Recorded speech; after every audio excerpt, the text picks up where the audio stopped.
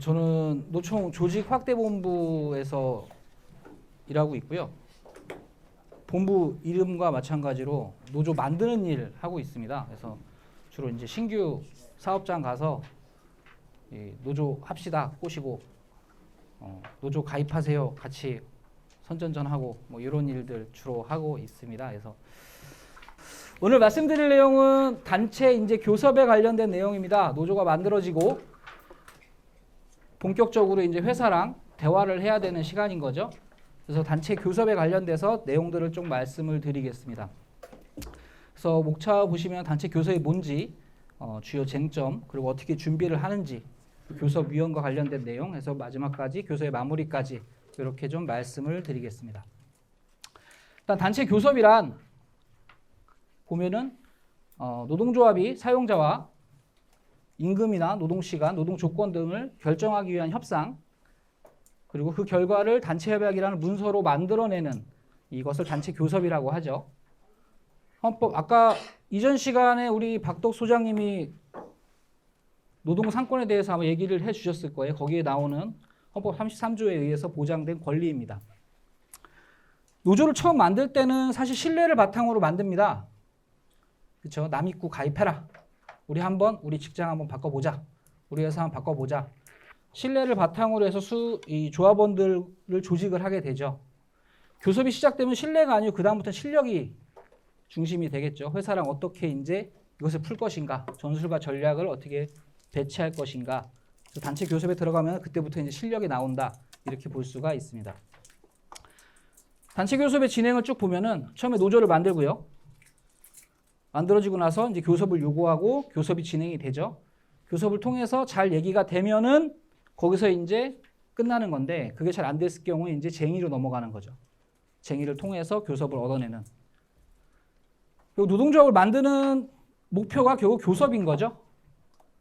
교섭을 하기 위해서 단결권을 통해서 노조를 만들고 교섭을 하다 잘 안 되면 단체 행동에 나서서 교섭을 따내는 그러한 형태로 볼 수가 있습니다. 복수노조가 2011년부터 시행이 됐어요. 11년 7월부터 시행이 됐는데 시행되기 전에는 노조를 만들면 언제 교섭 요구할지를 우리가 마음대로 결정을 하죠. 그때는 뭐 노조 만들면 바로 노조 만들고 다음날 교섭을 넣을 수도 있던 시기니까요. 그럼 바로 교섭을 해야 되는. 근데 이제 복수노조가 시행된 이후에는 되게 복잡해졌습니다. 그죠? 너무 복잡해요. 저도 아직 못 외워요. 뭐 3일, 5일, 7일, 14일 막 어디 갔다 와야 되고 뭐 들려야 되고 뭐가 붙었나 안 붙었나 찾아야 되고 상당히 복잡해졌습니다. 그래서 법을 좀 알아야 되는 이제 시대가 된 것 같고요. 교섭의 소요 기간이 얼마나 걸리는지 한번 설문조사를 했습니다. 임단트 평가를 하면서 4개월 미만이 한 60% 되죠. 그리고 나머지가 이제 이런 식으로 진행이 되는데 기존에 있는 노조 다 포함해서입니다. 그죠? 어느 정도 노사가 안정화되어 있는 단계에서 이 정도 걸린다. 이렇게 보시면 되고요. 새로 노조가 시작했을 때는 많이 걸리겠죠. 제가 봤던 것 중에 가장 길었던 게 교섭 60차. 예, 60차까지 봤습니다. 예. 대단한 인내심이다. 저는 이렇게 얘기를 했는데 보통 그 정도까지는 안 갑니다. 예, 그죠? 그 전에 파업으로 넘어가든가. 네. 그렇게 길어질 수도 있다. 교섭이라는 것이. 이 퍼센테이지는 그냥 참고 용도로 보시면 될 것 같고요. 하여튼 사업장의 사정에 따라서 요구사항에 따라서 많이 달라진다. 그럼 어떤 거를 중점으로 뒀느냐. 결국 임금이죠. 67%가 68% 가까이 되는 임금을 가장 우선으로 보고 있고요. 그 다음이 고용 안정이나 정년 연장 이런 부분들이 교섭에서 주된 이슈로 나오고 있습니다. 그럼 근로기준법과 단체 협약이라는 것이 있습니다. 근기법은 개별 노동자들이 사용자와 체결하는 관계에서 나타나는 것이 근로기준법이고요. 그래서 이제 근로계약서를 통해서 임금이나 이런 것들을 확정을 짓죠. 단체협약은 근기법보다 우선합니다. 그러라고 만든 법이고요. 그죠? 노조법이라는 것이 금기법상에 나와 있는 내용들을 얻기 위해서 하는 게 아니고 법에서 정한 기준보다 더 나은 조건을 만들기 위한 게 노조법에서 만든 거죠. 그러다 보니까 금기법이나 회사 취업규칙보다 우선합니다. 더 강력한 힘을 발휘할 수 있다 볼 수가 있습니다. 단체교섭의 목표를 보면 일단 당연히 노동조건을 향상시키는 거죠. 요즘 1교시 때 강사님이 코로나에 대해서 깊은 열변을 토하셨다고. 예. 올해 내년 교섭은 노동조건 향상이 맞긴 한데 사실 코로나라든가 이런 산업 문제로 인해서 지키는 게 오히려 목표가 될 수도 있겠다는 생각을 좀 합니다. 그죠? 항상 향상시키는 게 중요하긴 한데 그렇지 않은 경우도 발생할 수는 있겠죠. 단체 교섭하는 과정에서 조직 강화의 계기가 됩니다. 조합원들이 가장 많은 관심을 갖는 시기죠. 그래서 내 임금이 얼마나 올라가는 건데, 그죠? 조직을 강화시키는 계기를 하고요. 또 노동조합의 민주적 운영을 정착시키는 계기가 됩니다. 위원장이 마음대로 도장 찍고 마음대로 안을 내고 이런 과정이 아니라는 거죠. 조합원들의 의사를 수렴하고 그걸 바탕으로 해서 교섭을 하고 조합원들의 힘에 의해서 힘을 받아서 교섭을 뚫어내고 이런 민주적 운영의 계기가 되고 전체 노동운동의 발전 또 국민경제의 발전을 기여하게 됩니다. 노동조합 조직률이 높고 단체협약 적용률이 높을수록 임금 불평등이 낮아집니다. 부의 재분배가 이루어진다는 거죠. 이건 단협 적용률인데요. 조직률하고 한국은 10.7%의 노동조합 조직률을 갖고 있고요.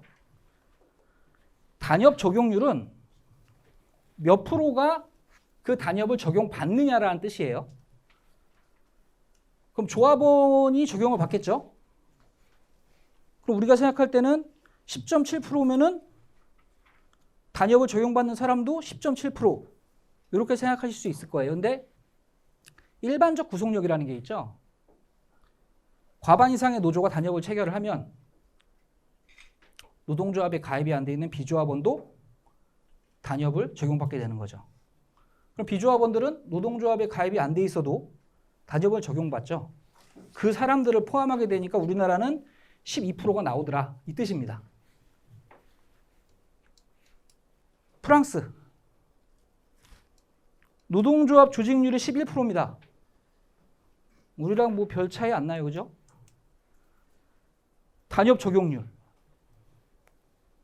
98%. 거의 이 나라에 있는 모든 노동자들이 적용받는다라고 볼 수 있겠죠. 이게 어떻게 가능하냐? 프랑스 같은 경우는 산별교섭을 합니다. 11%의 조직력을 갖고 있는 노동조합이 사용자 단체와 교섭을 하는 거예요. 자동차 관련된 부품 분야다. 예를 들어서 교섭을 해 체결을 하면은 자동차 관련된 부품 분야의 모든 노동자한테 적용된다는 거예요. 아주 강력한 이 확장력을 갖고 있죠. 그러다 보니까 가끔 뉴스에 보시면은 프랑스 파업하면 국민들 박수친다 그러잖아요. 이걸 보니까 이해가 되더라고요. 아, 그래 열심히 싸워라. 좀 있으면 내 임금이 올라간다. 뭐 물론 마인드가 다를 수 있겠지만 이런 것도 아마 영향은 있지 않을까 좀 이렇게 보고 있습니다. 이건 미국의 노동조합의 가입률과 상위 10%의 소득 비율을 좀 그래프로 나열한 겁니다.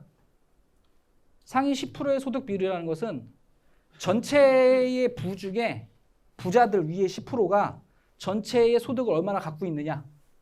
그 나라의 부에 낮을수록 이 평등한 사회겠죠.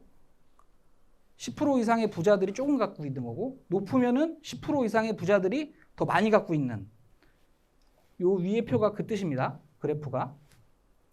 밑에는 노동조합 가입률입니다. 정확하게 정반대 현상을 보이는 걸 볼 수 있습니다. 그죠? 노동조합의 가입률이 엄청 높아졌을 당시 40년에서 50년 사이 이 시기를 보시면 노동조합이 최고치를 뚫거든요.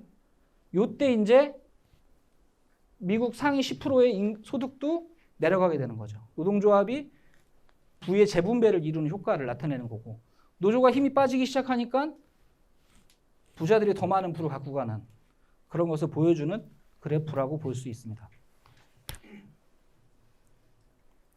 세 가지 형태로 나눠서 봤는데요.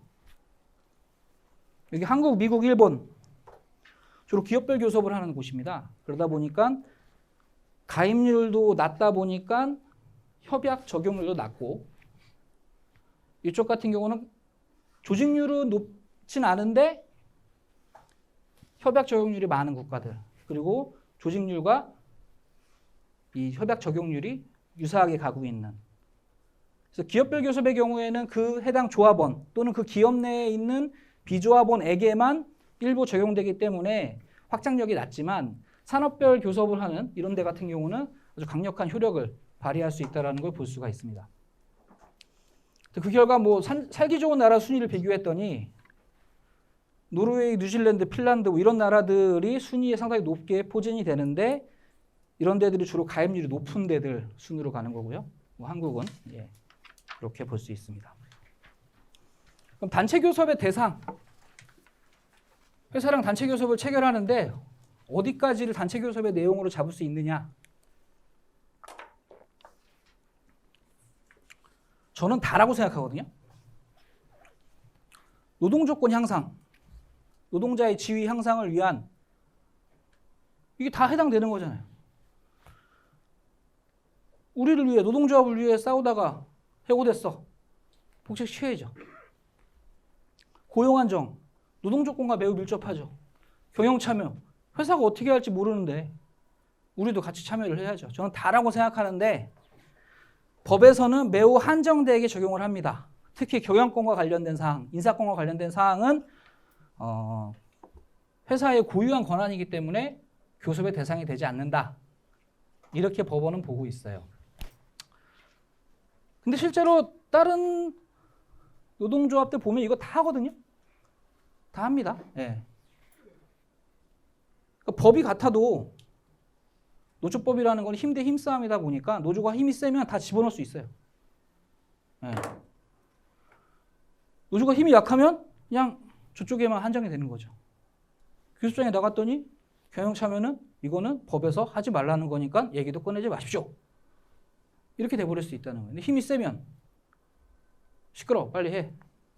강제할 수 있는 양육강식의 모습이다. 노조가 힘이 세야 되는 이유가 이곳에 있습니다. 제가 봤던 데 중에는 한 300명 정도 사업장이에요. 중소기업 사업장인데 경영 참여가 아주 활발합니다. 저는 경영 개입이라는 표현을 썼는데 그때 위원장님한테 회사에 이 돈 나가는 거에서 몇 천만 원 딱 기준이 있어요, 단위업에. 그래서 그거 이상 넘어가면 위원장한테 꼭 보고를 해야 돼요. 야, 이거 너무하지 않냐? 이거 너무 개입이다. 막 저는 오히려 막 또 약간 고위급 그 관리자들 인사에서는 또 노조위원장한테 보고를 해야 돼요.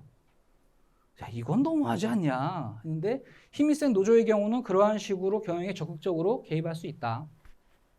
그 회사가 그렇게 된 이유 중에 하나는 이 주식 관련해 갖고 이게 먹튀 사장들이 왔다 갔다 한 거예요. 그러니까 회사를 지켜야 되니까 그 노조의 경우는 그런 것들을 요구를 했던 거죠. 우리 회사 우리가 지킨다. 이런 이제 내용이 있긴 한데, 그런 식으로 다양한 형태로 법에서는 막고 있지만 실제로 교섭에다 다 집어넣을 수가 있다. 방식은 찾을 수 있다. 보시면 됩니다. 그래서 계속 말씀드리는데 교섭력의 원천은 힘과 힘의 관계에서 결정이 됩니다. 이게 힘과 힘의 결정이라는 것은 교섭위원이 아무리 말을 잘하는 사람이 있어서 결정되는 게 아니고, 결국 우리 조직이 어느 정도 힘을 갖고 있느냐는 조합원들이 단결할 수 있느냐, 다시 말해서 파업을 하면 바로 할 수 있느냐, 이런 것들이 교섭을 풀어나가는 데 있어서 가장 중요한 요소가 된다 볼 수 있습니다. 이제 단체 교섭과 관련된 쟁점을 보겠습니다. 단체 교섭의 종류입니다. 한국노총이 가장 많이 하는 교섭은 기업별 교섭입니다. 그죠? 기업별 노동조합이 그 회사 사장과 교섭을 하는 걸 이제 기업별 교섭이라고 합니다. 산별 노조와 사용자 단체가 교섭을 하는 거를 통일교섭, 산별 교섭이라는 표현을 쓰죠. 한국노총에는 금융노조가 이러한 형태로 교섭을 하죠. 금융 사용자 단체와 금융노조, 이 각각의 은행들의 노동조합들이 하나의 노조로 모여 있는 산별 노조인 금융노조가 위에서 산별 교섭을 통해서 기본 가이드를 잡죠. 가이드를 바탕으로 내려가서 세부적 사항을 다시 교섭하는 이러한 교섭이 있을 수 있고요. 또 개별 기업과 산별 노조가 교섭을 할 수도 있겠죠. 대각선 교섭. 또는 산별 연맹이 교섭을 할 수도 있겠죠. 또 이걸 다 포함해서 단위 노조랑 산별 연맹이 같이 사용자랑 교섭할 수도 있겠죠. 노조가 처음 만들어지면 신규 노조의 경우는 뭐 직접 하는 경우도 있지만 좀 직접 하는 게 부담된다라고 하면은 산별 연맹한테 이건 뭐 교섭 종류는 아니지만 위임을 해서 같이 들어가는 경우도 많이 있습니다. 예. 지난주인가 지지난주에 딱 이 자리에서 이쪽 테이블이 삼성전자 사측 교섭위원이 앉았고 이쪽 테이블이 우리 이 금속노련하고 삼성 쪽 교섭위원들이 앉아서 교섭을 했었죠. 이런 식으로도 교섭을 진행하게 됩니다. 교섭권과 협약 체결의 권리인데요. 단체 교섭을 체결할 권리는 노조위원장에게 있죠. 법에 이렇게 써 있습니다. 노조위원장은 교섭을 체결할 수 있는 권리를 가져요. 예전 80년대에는 그래서 위원장이 교섭하다 갑자기 다음날 회사를 안 나와요. 근데 회사가 갑자기 단위 도장이 찍혔대요. 거짓말하지 마 했더니 진짜 도장 찍혀 있는 거 갖다 보여줘요. 알고 봤더니 노조위원장이 사측한테 돈 받고 사라졌어요. 도장을 찍고 사라진 거죠. 80년대에 많았다고 합니다. 네. 그러다 보니까 노조는 어떠한 안전장치를 거느냐, 찬반 투표를 걸거나 도장 찍기 전에 조합원들한테 이거 동의하냐 안 하냐 찬반 투표를 묻도록 하자라는 거를 규약에다가 씁니다. 규약에. 그래서 이 잠정 합의안을 만들고 그걸 들고 조합원들한테 묻죠. 의견을. 찍을까요 말까요? 그래서 과반 이상 나오면 도장 찍으러 가고 과반 이상 안 나오면 우리 조합원들이 안 된다는데 어떡하죠? 다시 교섭합시다. 이렇게 하는 경우도 있고요. 아니면 위원장님이 나는 이거 이상은 못하겠다. 그만둘란다. 이런 경우도 있긴 한데 이러한 찬반을 묻는 거는 대의원 대회에다가 대의원을 통해 물을 수도 있고 직접 조합원한테 물은 경우도 있는데요. 이거는 규약상에 정하는 사항입니다. 다시 말해서 법에는 이 내용이 없어요. 그러다 보니까 어떤 일이 발생하느냐. 그냥 도장을 찍어버리는 거예요. 규약상에는 명시되어 있습니다. 반드시 잠정 합의안을, 최종안을 총회를 통해서 찬반을 묻도록 돼 있는데 그 절차를 무시하고 도장을 찍는 그랬을 때 어떻게 되느냐. 그 직권조인이라는 표현을 쓰죠. 그거와 관련돼서 이러한 판결들이 나오기 시작하고 있습니다. 찬반 투표를 안 하고 도장을 찍었어요. 이게 효력을 발휘할까요? 아니면 인정이 안 될까요? 우리 규약에 반드시 찬반 투표를 묻도록 돼 있는데 그걸 무시하고 위원장이 그냥 도장을 찍었어. 너무 좋은 기회인 것 같아갖고 너무 물건을 싸게 팔길래 정신이 나가고 도장을 찍었어.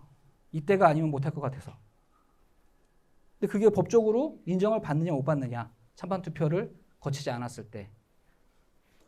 아까로 돌아가면은 노조법에는 위원장이 체결권을 가진다고 돼 있어요. 찬반 투표의 여부는 우리 노동조합의 규약에서 정한 우리 조합원에 대항하는 조합원에 한정돼서 적용되는 거에 불과한 거고 제3자, 사용자는 제3자가 되는 거죠.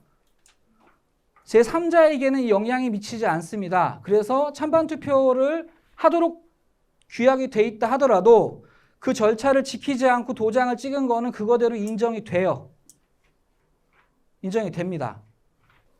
그럼 이 판결은 뭐냐?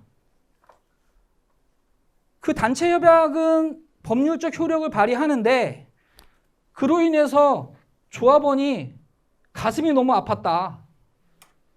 정신적으로 충격을 먹었다. 손해배상해라. 이 판결은 그겁니다. 단협 자체가 노사합의가 위법이기 때문에 무효다라기보다는 그거에 대한 손해배상에 대한 문제가 발생한다는 거예요. 그래서 이 부분을 좀 참조를 하시면 좋을 것 같습니다. 결국 규약에 정해 있으면은 최종안이 나오고 전체 조합원들에게 의견을 물어야겠죠. 예. 그래서 아까 말씀드린 것처럼 위임할 수 있습니다. 상급단체에다가. 신규 노조의 경우에 위임하는 경우가 꽤 많이 있어요. 위임 방식의 경우도 규약에 정해져 있는 사업장들, 노조들이 있습니다. 대의원대회를 통해서 위임 여부를 결정한다 써 있으면은 그거에 의해서 위임을 하는 거고요. 노동조합은 우리가 자주적으로 운영하는 거기 때문에 위임 여부는 사용자가 뭐라고 할 사항이 아닌 거죠. 그거 우리가 결정할 사항이지. 누가 오든 간에. 노동자는 하나인데.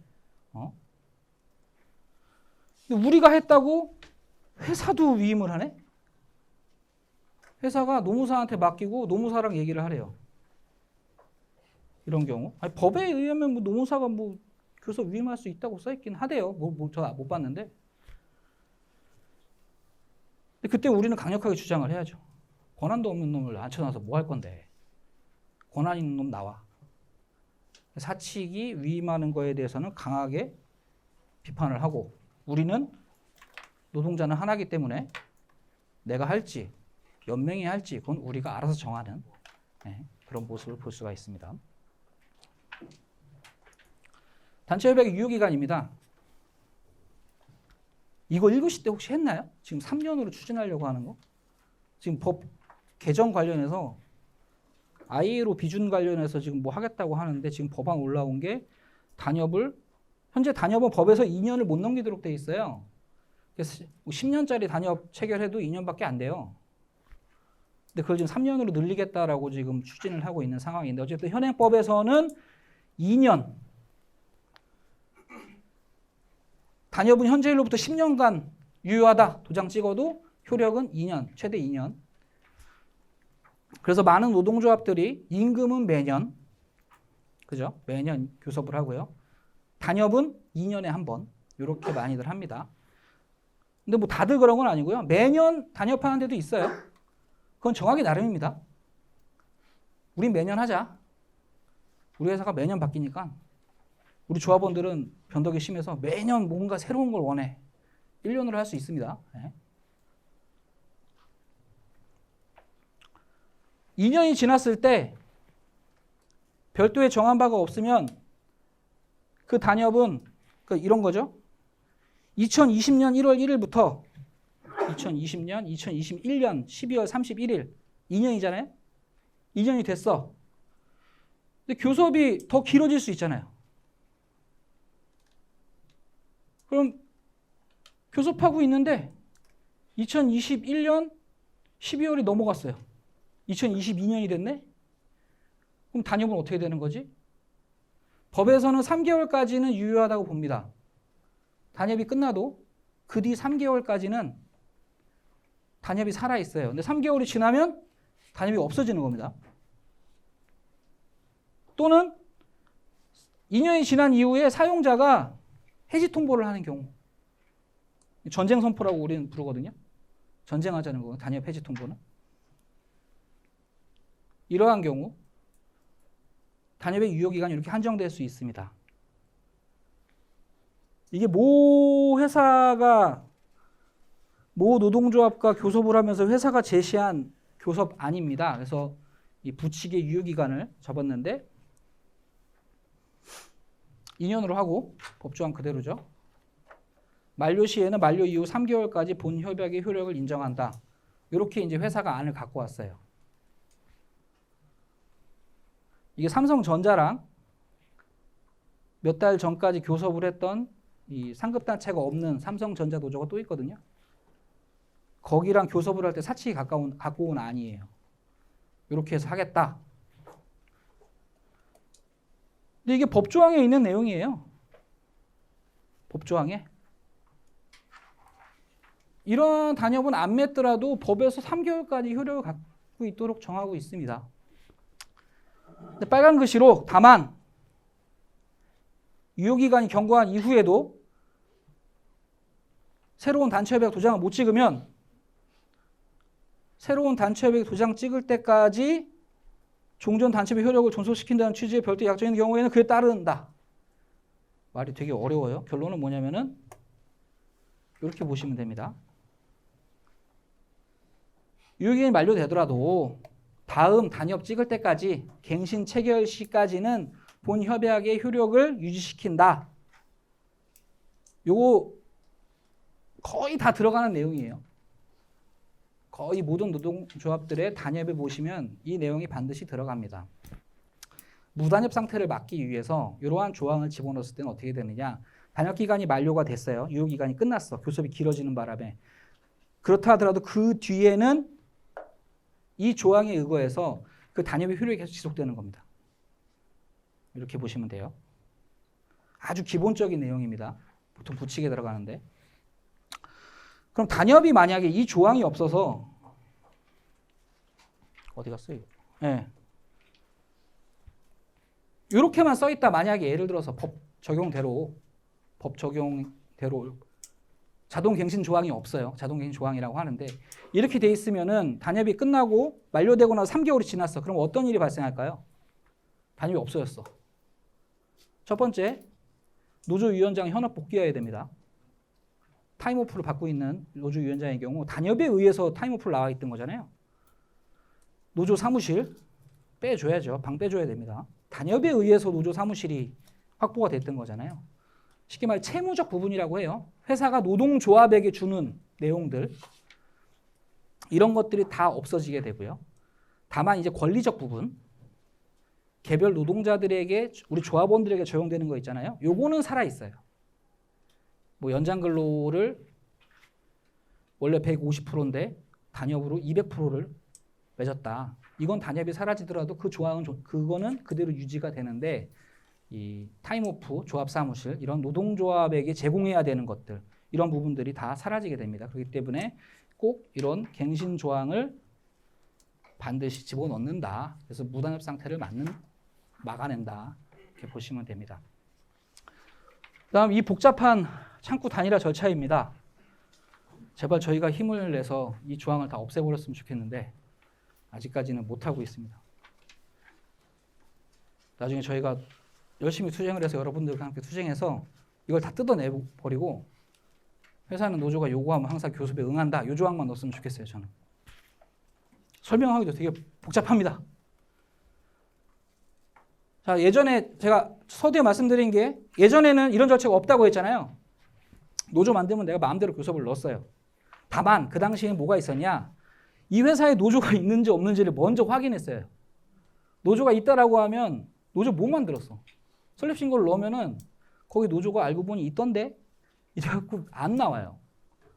그 안 나오는 사이에 이 노조를 만들려고 했던 사람들은 다 뽀록에 나가고 회사에 잘리고 예전엔 그랬었어요. 대신에 노조가 없는 상황에서는 바로 만들자마자 교섭 요구가 가능했었죠. 근데 지금은 노조가 없는 사업장인 경우는 크게 문제가 없습니다. 노조가 하나밖에 없는 사업장인 경우에는 그냥 쭉 가면 돼요.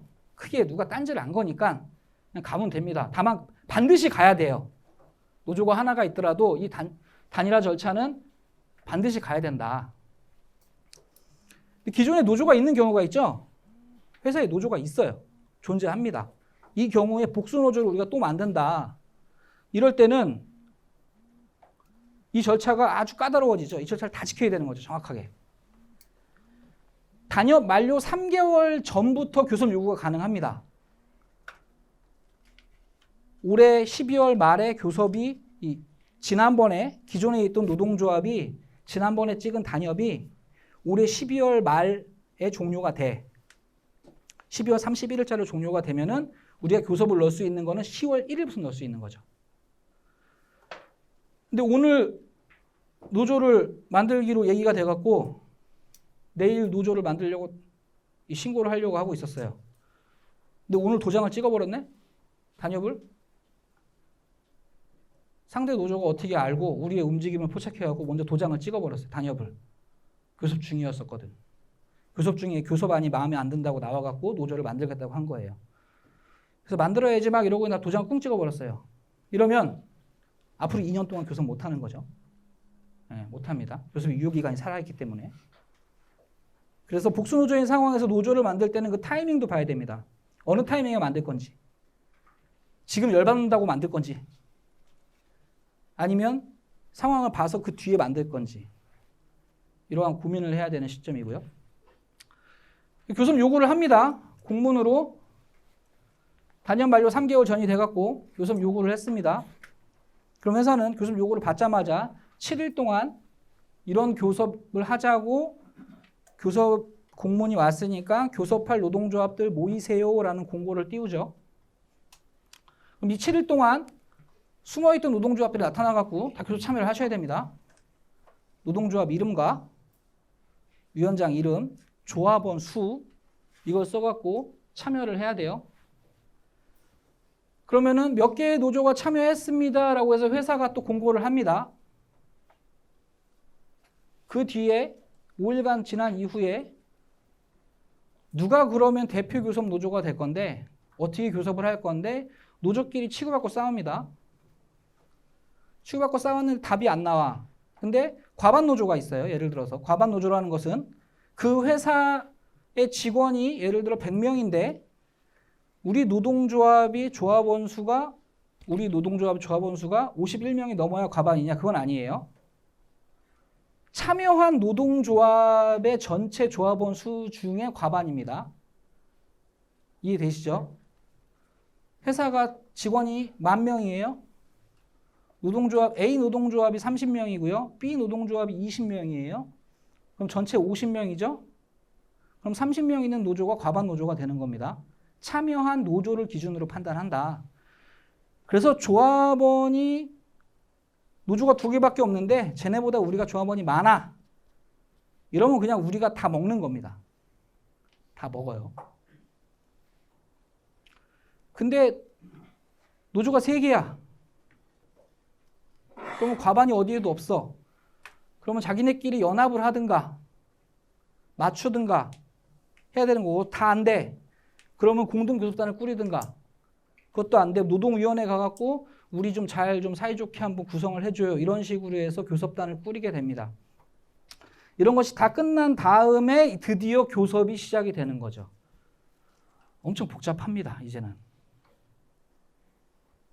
노조가 하나 있는 데들은 크게 문제가 안 되죠. 예. 그냥 누가 문제 제기하는 데가 없으니까. 근데 노조가 2개, 3개 있는 데들은 난리가 나죠. 자, 이제 한번 보겠습니다. 2018년 7월 1일 날 최초 교섭 요구를 했습니다. 제가 말씀드린 것처럼 어떤 노동조합이 교섭 요구를 했으면 바로 그날 공고를 띄워야죠. 자, 교섭하실 분들 모이세요 라고 회사가 공고를 띄웁니다. 그럼 7일간 공고를 하죠. 초일은 불산입합니다. 7월 1일은 빼고 나머지 7일을 세는 거예요. 근데 만료일이 하필 일요일이 껴있어요. 공휴일이 껴있으면은 그 다음날로 넘어갑니다. 그러면 7월 1일 날 공고를 해서 7월 9일까지 공고가 떠 있는 거예요. 요 사이에 교섭 요구가 들어가요.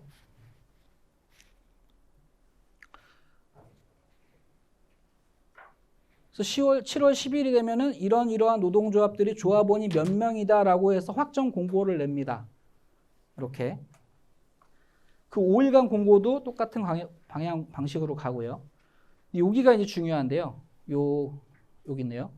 자, 보겠습니다. 이 기간 중에 어떤 일이 발생되느냐? 복수노조의 경우에는 현격하게 차이 나는 데는 크게 상관이 없어요. 근데 비등비등한 경우, 한두 명 차이. 조합원의 마음이 갈 때 같아갖고 매일 왔다 갔다 해요. 50대 51. 어제까지는 우리가 51명. 다음날 일어났더니만 2명이 갔어. 53대 49.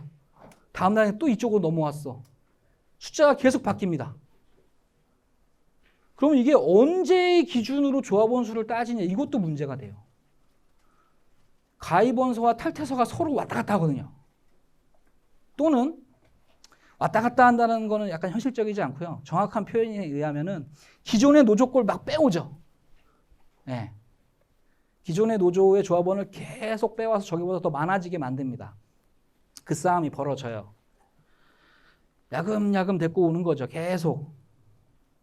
제가 썼던 방법은 탈퇴서를 저쪽에 주지 않고요. 계속 모아놔요. 마지막 날 쫙 던져버렸어요. 그런 식으로 하긴 했는데 그러면 정확히 7월 9일까지는 가입하면 되는 거예요. 이날까지는 빼오면 돼요. 정확히 7월 10날 딱 00시가 되는 순간 이날 이 시점에 조합원 수로 누가 더 많고 적느냐를 따지게 됩니다.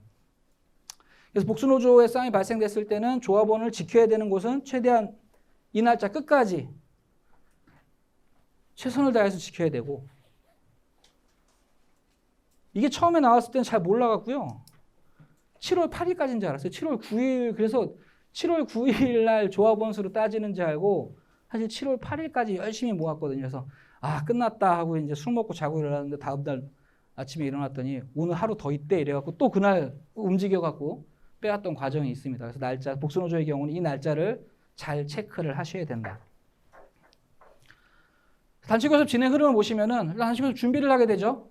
요구안을 준비하고요. 요구안을 무엇을 정할 것인지 확정을 짓고 그다음 교섭위원들을 선출하게 됩니다. 그다음 단체교섭 진행하게 됩니다. 사전에 교섭위원들과 교섭 시나리오를 작성을 해서 그거에 따라서 교섭을 진행을 하고 교섭이 끝나면 평가를 진행하고요. 잘 되면 도장 찍는 거고 바로. 그렇지 않을 경우에는 파업으로 넘어가는 거죠. 노동쟁의, 쟁의행위로 넘어가는 거죠. 조정을 거쳐서요. 이런 흐름으로 단체 교섭이 진행이 된다. 그다음 교섭 목표 정하기라고 해서요. 이번 교섭을 올해 21년이 되겠죠. 21년 교섭에 들어가는데 우리는 여기서 어떠한 목표를 얻을 것이냐. 우리 이제 집행부나 이 핵심 간부들 중심으로 해서 목표를 한번 정해봅니다. 교섭 과정에서 새로운 간부를 발굴하자. 저쪽 어디 도장 파티에 누구 똘똘하다고 하는데 말 잘하고 걔를 한번 이번에 간부로 한번 해봅시다. 몇 명 딱. 교섭 과정에서 조합 가입 안 한 사람들 최대한 한번 끌어모아보자. 몇 명까지 끌어모을지 한번 정해보자. 그리고 구체적인 부분 임금 몇 프로까지 할 것인지 올해 작년에 임금 많이 올렸으면 올해 정년 연장으로 갈 것인지 또 임금은 정률로 갈 것인지 정액으로 갈 것인지 이런 거 어느 정도 정해주는 게 좋겠죠. 정률로 가면 근속이 높은 사람들, 호봉제의 경우 얘기하는 거예요. 근속이 높은 사람이 유리하겠죠. 그죠? 이 근속이 짧은 사람들은 기본급이 적고 근속이 많은 사람들은 기본급이 높은 상황에서 퍼센테이지로 기본급 대비 몇 프로, 5% 인상 이렇게 걸어버리면은 기본급 높은 사람들은 10만 원, 20만 원이 올라가는 거고 기본급 적은 사람은 5만 원, 10만 원이 올라가는 정률로 할 것인지 정액으로 할 것인지 똑같이 20만 원으로 갑시다. 갈 것인지 또는 정률 플러스 정액으로 갈 건지 기본급 3%에 플러스 몇만 원 더 정률 플러스 정액 그걸 어느 정도 분배를 해야겠죠. 예. 아니면 아싸리 올해는 정년 연장으로 가보자 이렇게 정하든가 이런 목표를 정하게 됩니다. 그럼 요구안을 준비하게 됩니다. 주로 설문조사를 통해서 많이 하고요. 또 간담회라든지 현장 순회 통해서 의견 수렴하게 되는데 주로 설문조사를 가장 많이 하죠. 보편적으로.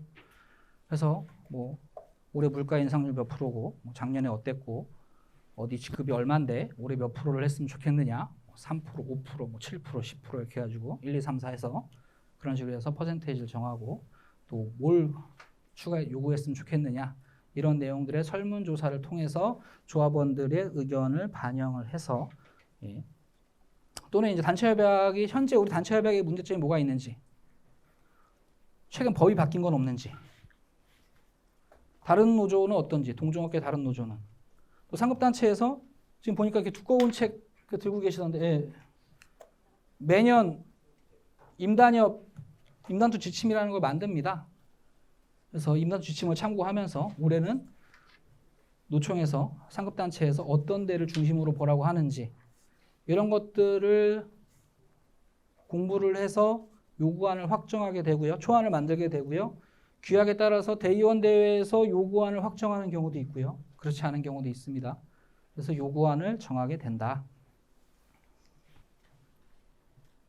그럼 교섭위원을 선출을 하는데 사실 처음 노동조합 만들어서 정신없이 조합원 가입원서 들고 막 뛰어다니다가 갑자기 이제 교섭하셔야지 그러면 교섭위원 꾸리기도 참 만만치는 않아요. 그죠? 주로 이제 같이 초동주체라 그러죠. 초기에 같이 함께 했던 그 사람들 위주로 들어가는 건 맞습니다. 예. 그렇게 될 수밖에 없고요. 왜냐하면 제발 가입만 해줘라고 했는데 그래놓고 나중에 너 교섭위원 해라 이러면 아무도 안 하잖아요. 이제 맨 처음 노조 만들었을 때는 그 처음에 모인 사람들 위주로 보통 들어가죠. 예. 근데 보통의 경우에는 좀 골고루 배치를 합니다. 부서마다 많이 다르기 때문에 그 부서의 입장을 좀 잘 전달할 수 있게 또 그 부서에게 이 지금 교섭의 진행 사항을 잘 다시 소통할 수 있게 좀 골고루 배치를 하고 이 신구 간부를 고루 참여할 수 있게 정하고요. 이러한 식으로 교섭위원을 선출하게 되죠.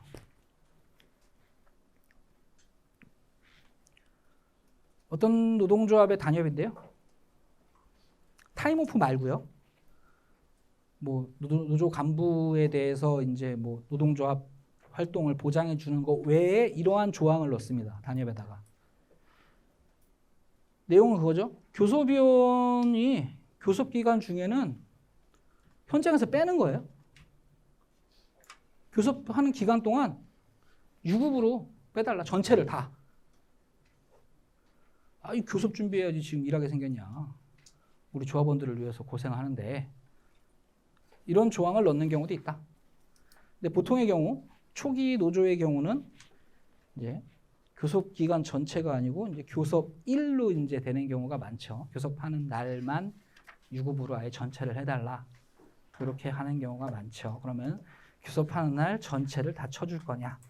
아니면 오전 근무만 하고 오후만 빼줄 거냐? 어떤 노조 위원장님은 이거 갖고 싸우다 열받아 갖고 야 밤에 해서 근무 끝나고 밤 7시에 교섭을 하신 위원장님도 계세요. 그 위원장님이 60차까지 교섭했던 그 위원장님이십니다. 저녁 7시에 교섭을 하셔서 60번을 하셨다는 얘기를 듣고 제가 20차까지 했다는 얘기 들었는데 그 뒤로 저도 연락이 안 와서 몰랐거든요. 근데 나중에 한참 뒤에 단협 체결했다고 오셨는데 봤더니 60차더라고요. 예. 아무튼 이런 식으로 교섭위원회 지위를 단협으로 확보해 주는 것도 가능하다. 교섭위원을 정했으면 이제 교섭위원들 훈련을 해야죠.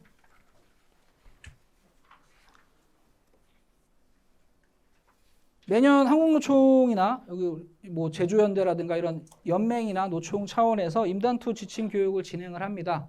연맹 차원에서 많이 진행을 하는데요. 뭐 3월달, 뭐 2월달 이때 이제 많이 진행을 하는데 이때 이제 교섭위원들이 가서 교섭이 어떻게 진행되는지를 여기를 통해서 합숙을 통해서 이 교섭 훈련을 하기도 하고 또 내부 안에서 교섭위원들끼리 모여서 모의 교섭 이런 것도 진행을 하죠. 네가 사측하고 내가 노측하고 한번 교섭해보자. 어떤 내용으로 한번 해보자.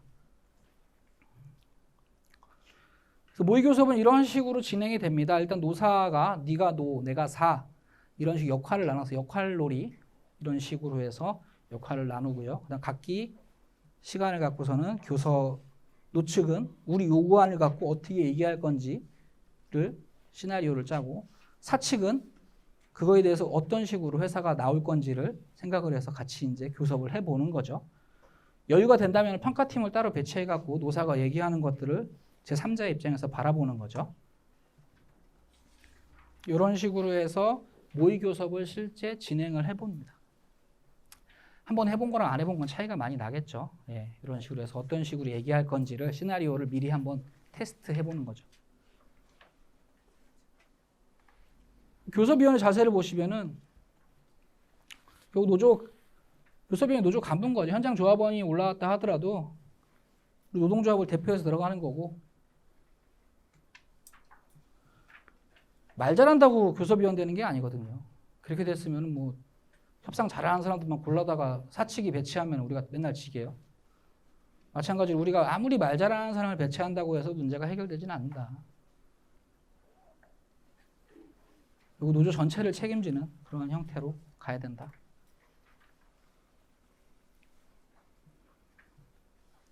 아까 직종하고 부서를 잘 섞어서 들어오라고 넣어야 된다고 말씀을 드렸는데 그렇다고 우리 부서 얘기만 하면 안 되겠죠. 예. 어떤 부서는 물량 조절을 잘 해갖고 인센티브를 많이 받는 부서가 있고 어떤 부서는 이게 형태적으로 이게 물량이 그때그때 못 빼내는 부서. 이러니까 이쪽에서는 인센티브를 높이자. 이쪽에서는 인센티브 자체를 바꾸자. 자기네 부서 이기주의 형태로 교섭이 들어가면 안 된다는 거죠. 전체 조합원에게 적용될 수 있는 대표로서 들어가야 된다. 역할 분담은 상당히 중요합니다. 한쪽에 치우치지 말고 최대한 소통을 진행해야 되는 조합원들하고 상시적으로 계속 진행 상황을 공유를 해야겠죠. 이 모의 교섭을 하다 보면 준비하다 보면은 신규 노조 분들하고 좀 회사 좀 오래 다니신 분들 같은 경우는 사측이 어떤 식으로 나올지 대략적으로 아시는 분들 많으세요. 그 뭐 전무가 스타일이 어때? 평소에 어떤 식으로 말하기 때문에 이런 식으로 얘기할 거야. 그걸 바탕으로 최대한 논리를 만들어야 되는 거죠. 그런 부분들.